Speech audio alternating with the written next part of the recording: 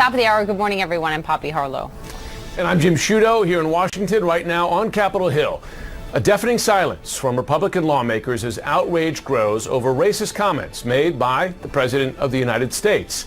It has been 24 hours since President Trump attacked 4 minority congresswomen, saying they should go back to what the president calls the totally broken and crime-infested places they came from. Of course, 3 of them were born here in the USA. This morning, Congresswoman Alexandria Ocasio-Cortez is pushing back. She calls the president's words hallmark language of white supremacists. And if you are waking up this Monday morning and you feel like, haven't we been here before? Yes, we have. The president has a long history of using racially charged language, from questioning President Obama's birthplace to calling Mexican immigrants racist, and on and on. Boris Sanchez is at the White House with more. Charlottesville, need I continue? How is the White House, how are those closest to the president framing the comments this morning? Because he's not walking away from them. He's doubling, tripling down on them. Yeah, you're absolutely right, Poppy. The president is digging in on this. At least one White House official has denied that President Trump is a racist, even though, as you pointed out, he frequently traffics in the language of white nationalists, trying to court support from people who are uncomfortable with immigration, perhaps uncomfortable with demographic changes and people of color. The president feels comfortable doing this in large part because he hasn't felt the consequences of making these kinds of remarks. Republicans who have been critical of this president in the past have largely remained silent on this. The vice president's chief of staff, Mark Short, spoke out this morning saying that he believes the president is not a racist. Listen. I don't think that the president's intent in any way is racist. I think he's trying to point out the fact that since elected, it's hard to find anything Ilhan Omar said that actually is supportive of the United States of America. Short also pointed to Transportation Secretary Elaine Chao as evidence of President Trump's inclusiveness. Let's point out the obvious here. There are plenty of people in Congress who strongly disagree with this president and his vision of the United States, and speak so just as forcefully as these 4 progressive congresswomen, people like Bernie Sanders and Elizabeth Warren. But the president is not telling them to go back to their countries. Jim and Poppy. That's right. Jim. Boris Sanchez, thank you very much for the reporting. Joining me now is CNN's Suzanne Malveaux. She is live on Capitol Hill. So the silence from GOP lawmakers, one, Congressman Chip Roy, the one to make something of a critical comment via Twitter. He since retweeted one of the president's own comments, seemingly supporting him. I imagine you're speaking to people on Capitol Hill. Are any Republican lawmakers saying in private that they criticize the president? Well, Jim, it's very interesting. We've been combing the halls and the Twitter accounts of many members of Congress. And of course, the Democrats are coming to the aid of these 4 congresswomen who are under fire. Very little from Republicans who are actually speaking. We might have a better opportunity in the House when they convene at 2 and the Senate when it convenes at 3. What we have heard, however, from some Republicans, and really just a few, Senator Lindsey Graham, the friend of the president on Fox, talking about and urging the president to aim higher, he says, while at the same time not personally attacking these congresswomen. He begins this interview doing just that. Take a listen. Those tweets were negative? I think there are American citizens who are duly elected that are running on an agenda that is disgusting, that the American people will reject. Talk about what it means for America to have free health care for illegal immigrants and no criminalization of coming into the country. See how that works for controlling immigration. Their ideas, they're anti-Semitic. They talk about the Israeli state if they're a bunch of thugs, not victims of the entire region. They wanted to impeach Trump on day 1. They're socialist. They're anti-Semitic. They stand for all the things that most Americans disagree with. Make them the face of the future of the Democratic Party. Senator, you will destroy the Democratic Party. It sounds like you're saying the president went too far with these tweets. I just don't think you aim higher. You don't need to. They are American citizens. They won an election. Take on their policies. The bottom line here is this is a diverse country. And also Representative Chip Roy taking a similar tact as well in a tweet, putting out this, saying that President of the United States was wrong to say any American citizen, whether in Congress or not, has any home besides the U.S. But I just as strongly believe non-citizens who abuse our immigration laws should be sent home immediately, and representatives who refuse to defend America should be sent home 11/20/20, meaning the election here. Had an opportunity this morning to speak with Senator Angus King. He's an independent from Maine, and I asked him straight up if he thought this was racist, the president's comments. He did not go that far, but he did say that he believed that they were wrong. He was urging his Republican colleagues to speak out about this. He turned to the president. He said, "Have you no shame?" And he also believes that this is something that's going to rally the Democrats. We have already seen that, Jim and Poppy, many Democratic staffers, aides, and tweets, members of Congress coming to these four Congresswomen's aid and support, as well as Speaker Pelosi. Well, Senator Graham also said that those four sitting congresswomen hate this country. I'm quoting directly, and he called them communists. Unclear what he's basing that comment on. I'm sure that they would disagree. Suzanne Malveaux on the Hill, thanks very much. Yeah, it's a great and important point, Jim. All of what he said should be taken into account here. Let's talk about this and more with Democratic Congressman Ruben Gallego of Arizona. He is the first vice chair of the Congressional Hispanic Caucus. Thank you very much for being with me. And I know, of course, you've also served this country in Iraq, so thank you very much for your service. Look, your response to this was personal. Here's part of what you tweeted over the weekend. Growing up, I used to hear, "Go back to Mexico," from many kids, though I was born in the United States. Has the president, with these words, essentially, Congressman, served to unite an increasingly divided Democratic caucus? Absolutely. I mean, we weren't even that divided. Obviously, we have family spats, but this president has united us. But more importantly, it's also united the white nationalist movement in this country. The president is the figurehead of that movement, and even though many people have tried to deny it, this president is racist, will continue to be racist. And the only way you stop people like President Trump is you defeat him at the ballot box. So why the pretty much silence from Republican senators and members of the House? I mean, you mentioned Chip Roy, and we heard Lindsey Graham, but I don't get it. I mean, Anna Navarro on our air last hour. It's very simple. Where is everyone else? Well, the Republican Party only can exist as a national party if they bring in racists into their coalition, and that's it. Yeah, I don't know that's. Well, this is the truth. The history of the party doesn't show us that, Congressman. That's absolutely not true. As a matter of fact, you look at the history of this party. First, it was really hurt with George Bush. If you look even further down the line, you see even more actions by other candidates. If you even look how this president started his campaign, he started by running a rumor about the first black president being born in Africa, and then calling Mexicans rapists and thugs crossing the border. You know, I think the press and a lot of people just don't want to admit it, and other politicians. This president is racist. The Republican Party relies on racism to continue winning because they have no ideas. Their ideas are unpopular, and the only way they can really continue to win elections, especially national elections, is just by stoking this anger and this angst in the citizen base. You are hearing privately, I mean, have you talked to your Republican colleagues over the weekend, and you're saying that privately they have not expressed dismay to you even about the president's comments? It doesn't matter if they say anything to me privately. It does not, because that shows no courage. What matters here is the fact that they're not willing to stand up to the racism that exists within their party, and they rely on it. They rely on it to win every election cycle. I'm from Arizona. This is what they did every election cycle. They targeted immigrants, they targeted Latinos, and that's the only way they win, because their ideas are not popular in this country. So, Congressman, let me ask you about, and this is tied to it, the immigration raids, the ICE raids that were set to begin. We haven't seen much evidence of them, but yesterday and continue for a week.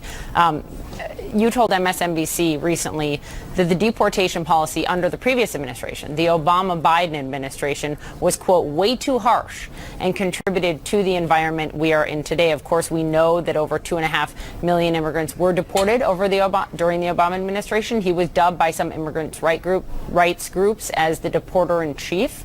You clearly had an issue with that policy. Given that, what would you and your fellow members of the Congressional Hispanic Caucus need to hear from Vice President Biden about that policy to give you enough confidence that he would do something differently as president, that would give you enough confidence in him to grant him your endorsement? Well, certainly my endorsement is not going to just be contingent on an apology or anything of that sort. I mean, I think a recognition that there was a problem in the past will be very important. The thing what happened with the last president was not just that he set up the policies, that he did have a deferred program for families that were here that were not, committing major crimes or had committed major crimes. The problem was is that you had an ICE agency that was rogue and was rogue the whole time and was essentially just deporting people en masse without the president stepping in. And I think the most important thing is the next president, whether it's Biden or anyone else, they need to understand that this agency needs to be reined in. And if they don't, it will continue going forward. Let me clearly understand what you're saying here. You either do blame President Obama and former Vice President Biden for those deportations during those 8 years, or you don't. Previously, when I listened to your interviews, I tend to be a very clear person. I obviously blame the people that were in charge, but part of that is that they have to recognize where the real problem was coming. So, good to have that clarification. So finally, before you go, as you look at the broad, and it's a big Democratic field, we're going to see all of those contenders on the stage in the CNN debate coming up at the end of this month. But of those and their proposals so far on immigration, some say eliminated ICE altogether. Who do you think has the most sensible immigration plan? Yeah, I think it's tough to say right now. I think everyone is actually making a very good effort at putting together a plan. The most important thing, though, is to recognize that... Well, give me a few names, because they're all over the board. I mean, there's from eliminate ICE to don't eliminate ICE. That's a big gap, right? Well, I think that's also a difference between our interpretation. That's enforcement. That's not necessarily immigration. If you're talking about comprehensive immigration reform, I think so far you have Elizabeth Warren and Julian Castro that are actually having some very thoughtful ideas of what they're doing, as well as Kamala Harris. The other area that you're talking about is when it comes to enforcement. I think everyone's left to right on that. In my opinion, there is a somewhere in the middle where we need to make sure we still have enforcement to stop bad people from coming to this country. We still need to understand who's coming to this country. And no candidate, Democrat that is running right now, from what I've seen, actually wants open borders. And I think that's really important for people to understand. There's a characterization out there that is otherwise. We are out of time, but I would note that's what a lot of people took away from all of them on that stage that were on that night, raising their hand during the NBC debate, right. Saying that's that they would decriminalize crossing the border. Decriminalize does not mean open borders. You still have to control the border, even without decriminalization. Congressman Ruben Gallego, thank you for joining us. Come back soon. Appreciate it. Important interview, important time. Still to come this hour, lawyers for Jeffrey Epstein say he should be able to stay at home before his trial. But prosecutors say the accused sex trafficker should remain in jail, not in his multi-million-dollar mansion. So what will the judge decide? Plus, police investigating the very troubling and mysterious death of a beloved community activist after her body was found in the trunk of a car in Baton Rouge, Louisiana. What happened? Just a horrible story there. Thousands of American and United Airlines flights have been canceled now. This is Boeing's troubles with the 737 MAX jet. Accused sex trafficker Jeffrey Epstein is now in a New York courtroom for his bail hearing, where a judge will hear arguments on whether Epstein can put up his jet and nearly $80 million mansion as part of a bond package to get him out of jail while he waits trial.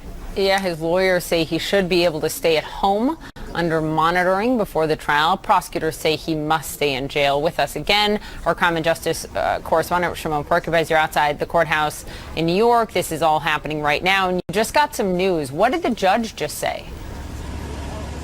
Right, so just moments ago, Poppy, the judge saying that he does not intend to rule today. He's not going to make a decision on whether Jeffrey Epstein should be released pending trial in this case. Instead, what he said, what he's going to do is he's going to allow both sides, the attorneys for the prosecutors and the defense team, to argue their case for about 20 minutes each, and then he's going to issue a ruling in a written form on Thursday. So for now, at least until Thursday, Jeffrey Epstein will remain in jail, and then the judge will decide by Thursday whether or not he should be released. Of course, the defense attorneys are asking that Jeffrey Epstein be released to go and spend time under home confinement, electronic monitoring, with security guards that they intend to hire, so in essence creating a jail at his $77 million mansion.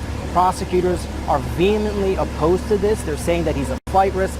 There's also concern here, prosecutors say, for the victims. Their concern is that he can cause a dangerous situation for victims who want to come forward and for the victims in this case, because perhaps he could try to somehow influence their testimony. They already have evidence of him, they say, trying to buy the silence of potential witnesses.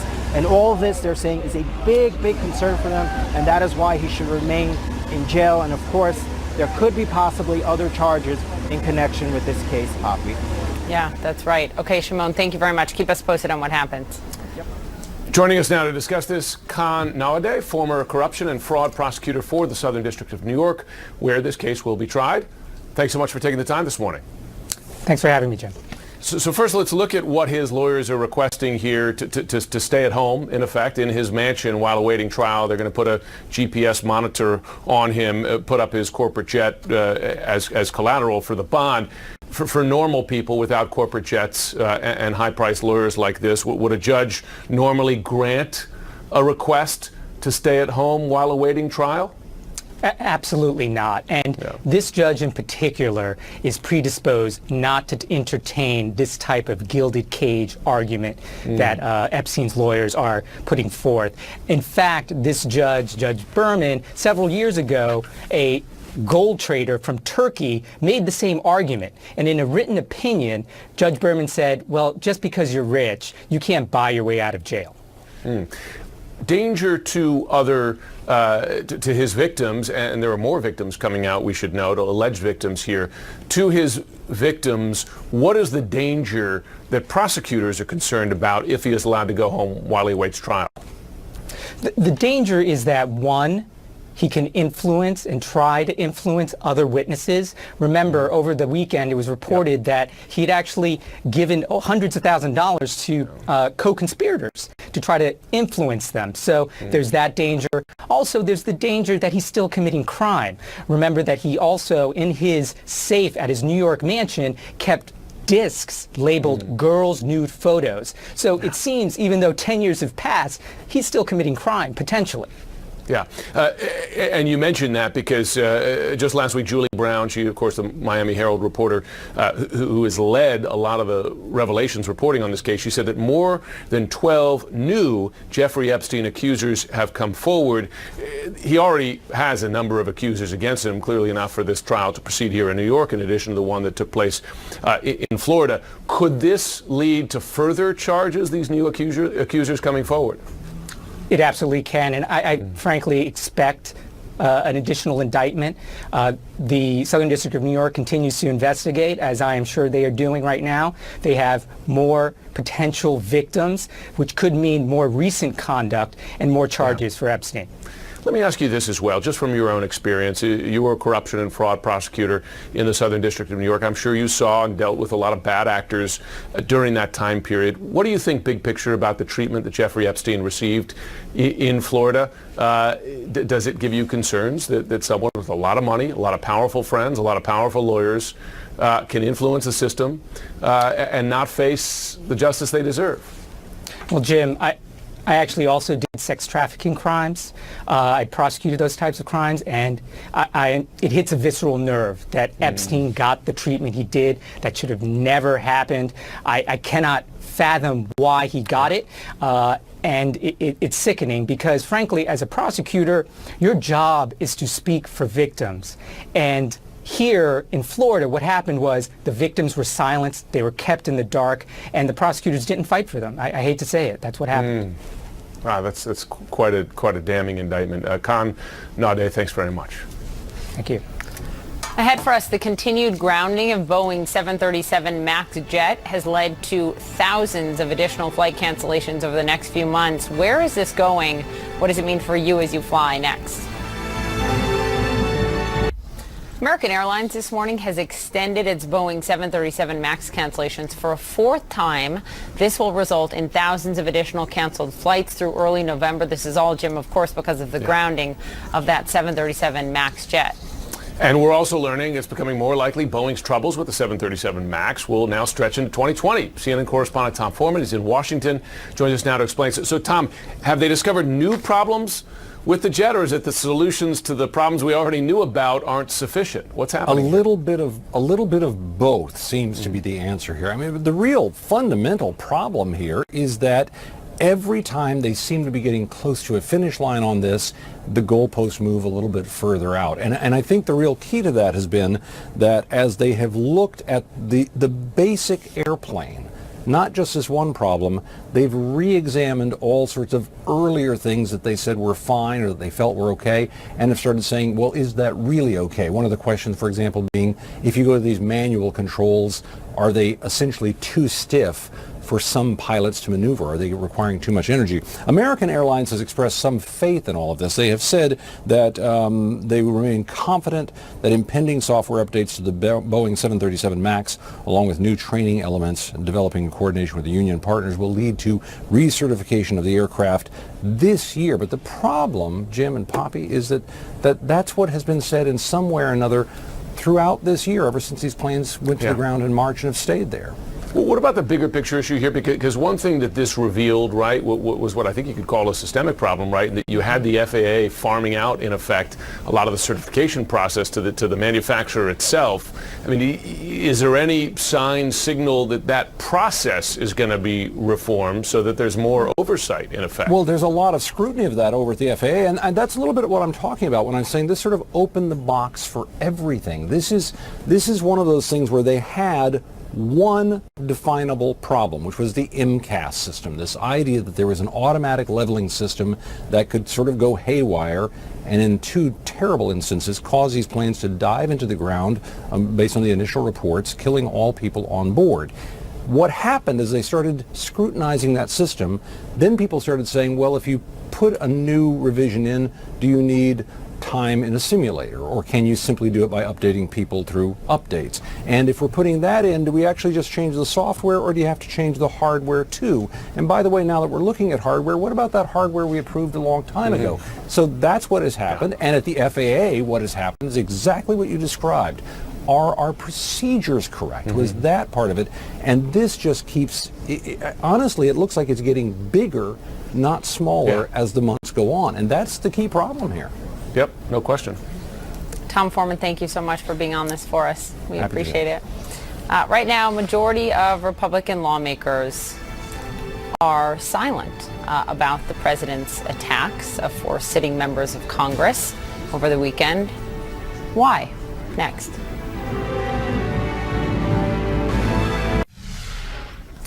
This morning, there has been almost total silence from Republican lawmakers in reaction to the president's latest racist attacks. And that silence speaking volumes, you might say, about the state of the party, the state of the national discussion. The president suggesting on Twitter that 4 Democratic lawmakers, congresswomen, who happen to be minorities, should, quote, go back and fix the places they came from. Well, 3 of these 4 women were born here in the U.S., the other a U.S. citizen, now elected to Congress. That's right. And this morning, the president's ally, Senator Lindsey Graham, did speak out, saying the president should aim higher when attacking them and attack their policies. But he also called them a bunch of communists and said they hate our country. With us, Aisha Roscoe, White House reporter for NPR, and Karan Demirjian, congressional reporter for The Washington Post. Good morning, ladies. I mean, I suppose I shouldn't be surprised at the lack of condemning, statements like this. But I am a little surprised, especially as Ana Navarro, Aisha pointed out on our air last hour. What about Ted Cruz? What about Marco Rubio? Where are they weighing in on this? Well, I think at this point, I guess it isn't really surprising that they're not stepping up, because it seems like the Republican Party has decided that it's better to be silent when Trump says things like this than to get on his radar and to be attacked. And that it's more important to protect their seats and protect themselves from primaries than to speak out. But we should be very clear about what the president was saying and the message that he's sending, not just to these 4 congresswomen, But what about the Somalian refugees who are here growing up and will become U.S. citizens? And some of them are U.S. citizens. What about all of the young children here who may have families that didn't come here originally, brown children, who are now citizens? What is this message that the president is sending? That they cannot talk or have a role in this country because of where they're from or where their families are from? Karin, the thing about the comments by themselves, of course, have weight coming from a sitting president of the United States, but they are tied to policies. Just today we saw the Trump administration introducing a rule that changes where and how people coming into Mexico specifically can claim asylum. Typically you do that in the country that you're coming to. The Trump administration unilaterally, without Congress setting a rule saying they now must do that in Mexico. And that's been true tied to a whole host of other comments by the president. For instance, disparaging comments about Muslims. Then you have the Muslim travel ban, which eventually got through to become law. I mean, that's what's key here. It's not just the words, is it not? It's words and an approach tied to policies. It's words plus actions, and words plus the threat of actions coming from the leader of the free world who has the power to do not everything, but a lot of things that can really complicate many people's lives. And we're not just talking about people that aren't Americans, we're talking about people that are part of American families. This is why it's become such a close emotional issue for so many people. But yeah, at this point, the president seems to be taking the latitude that he has been allowed by the fact that few in his party have actually taken steps to stand up to him since he was a candidate. I mean, remember when he said fairly racially incendiary things when he was running, how the leaders of Congress would distance themselves from him, even disinvite him to appear in their home districts for rallies. And we're not seeing that anymore since he's become president and wields this authority and also wields this influence over the base of the party that people seem to be afraid of. But the fact that there has been this practice of keeping silent when the president does incendiary things until forced to say something has given him this latitude to keep pushing the envelope and taking these further steps. And as we've seen, then it gets to a point like this where we're actually having a moment of how did this happen in the country, and the Republican politicians who might have stepped up 2-3 years ago haven't done it in the first 24 hours, and so now anything they do say is going to be interpreted as, well, why did it take you so long? And that's kind of where we've come to at this point. One thing that struck me, guys, was a tweet from George Conway. Of course, he is the husband of Kellyanne Conway, senior counsel to the president. And I know that he doesn't like the president at all, but just think about this for a moment. Here's what he wrote on Twitter yesterday. What would likely happen if anyone, even a CEO, made such a racist statement in any workplace in America, Aisha? I mean, can you imagine if a CEO said this? They would be out in 0.2 seconds. They would be out. This type of language isn't acceptable from CEOs or anyone who had to, if you were the head of a company. No, that this type of language would not be acceptable. Coming from the president of the United States, it does carry a weight, and it does at times. It is tied to policy, right, and all of these things. So when you have this coming from the president of the United States making these saying that American citizens, U.S. citizens, need to go back to where they came from, and that message to the American people, it is a question of. You can understand what he's trying to do. I think he's trying to rile up his base, but at what cost? Yeah. Karin, we're 16 months away from a presidential election. Again, of course, midterm elections as well, or congressional elections as well. This is a political strategy by this president, both the policies and the words. Do you expect covering this administration to these kinds of comments to become more, not less common from the president? I mean, it doesn't seem like he is saying mea culpa or doing a backpedal. It doesn't seem like he is inclined to pull back from the threats of raids and other sorts of policies that have been stoking this fear and this split and this situation in which these racial epithets are defended by some. But it does not seem like he's going to change course anytime soon. So I imagine this will be par for the course. The question is it something that he frequently repeats so often that it's all we talk about come the 2020 elections, or is this sort of thing that he will just kind of quietly sidestep and move on to other things that seem to appeal to his base so that we forget it happened, so it's not so incendiary and divisive by the time we get to 2020? That's not necessarily clear. I mean, if the president will keep this in the conversation, that's probably going to be on him because so much happens every day that we tend to lose focus on these things when we are over a year out from the general election. Can I just do a little quick experiment here before we go? Because the four of us on the screen, I imagine, have a whole host of immigrants in our family's past. I'm Italian, Irish, got a little German, a little Hungarian. Let's just say for me, 2 countries. The others, if we added up how many countries with immigrant histories do we have on the screen? Add them up. Poppy, Yeah, Aisha, Karen? I think we're dozen at least. I mean, my family is Armenian, came through the Middle East, came through various countries to get here on both sides, so. Yeah, well, and I'm a Black American, so I know one of my great-grandparents came from the West Indies, but obviously my family came here through slavery from Africa. We don't know exactly where. Yeah, so there you go. It's a good question, Jim. Guys, thank you. It's America. So that is exactly America. You are exactly right, my friend. Thank you, ladies. We appreciate it. A longtime community leader and activist.